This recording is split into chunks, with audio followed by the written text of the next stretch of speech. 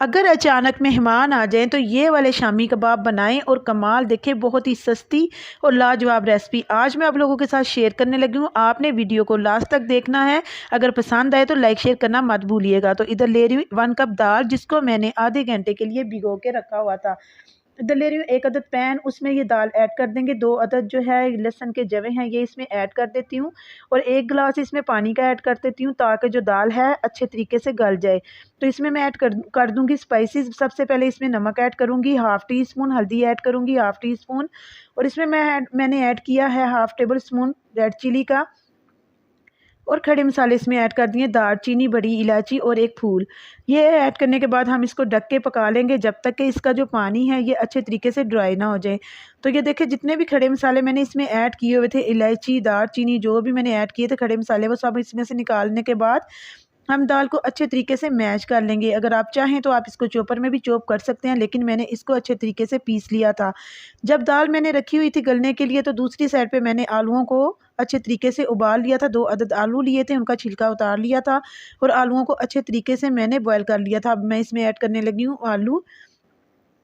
ये डाल के भी हम इसको अच्छे तरीके से मैश कर लेंगे। अगर चाहें तो हम इसको चॉपर में भी डाल के इसको चॉप कर सकते हैं, ज़रा काम जो है इससे जल्दी हो जाता है चॉपर में चॉप करने से। ये मेरे पास थोड़े से मटर थे जिनको मैंने बॉयल करके रखा हुआ था, ये भी इसी में डाल के इसको अच्छे तरीके से मैश कर लेंगे। आप यकीन मानिए जब आप इस तरीके से कबाब बनाएंगे तो कोई मान ही नहीं सकता कि आपने ये वेजिटेबल कबाब बनाए हुए हैं, आपने चिकन और मटन के नहीं बनाए। ये बहुत ही मज़े के शामी कबाब बन के जो हैं ये रेडी हो जाते हैं। ये जो मिक्सचर हमारा है ये रेडी हो चुका है। अब हम इसको एक बोल में ट्रांसफ़र कर देते हैं।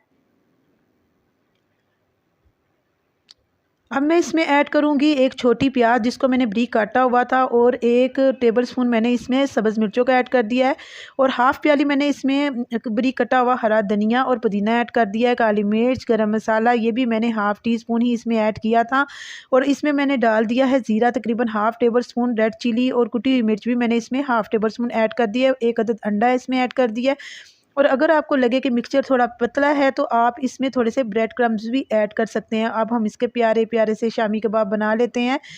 जब आपने मिक्सचर तैयार करना है तो फिर आपने इसको आधे घंटे के लिए फ्रिज में रख देना है। मैं कबाब इसके तमाम रेडी करके भी आपको चेक करवाती हूँ। उसके बाद हम इसको दोबारा से 10 से 15 मिनट तक के लिए फ्रिज में रख देंगे।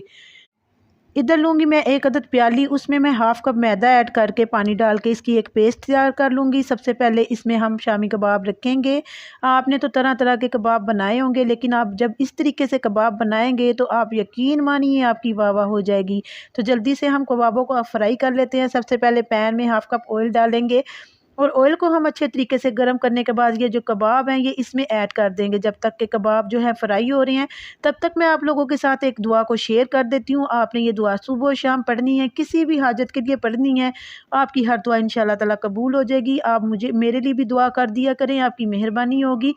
तो देखें ये जो कबाब है ये अच्छे तरीके से रेडी हो रहे हैं।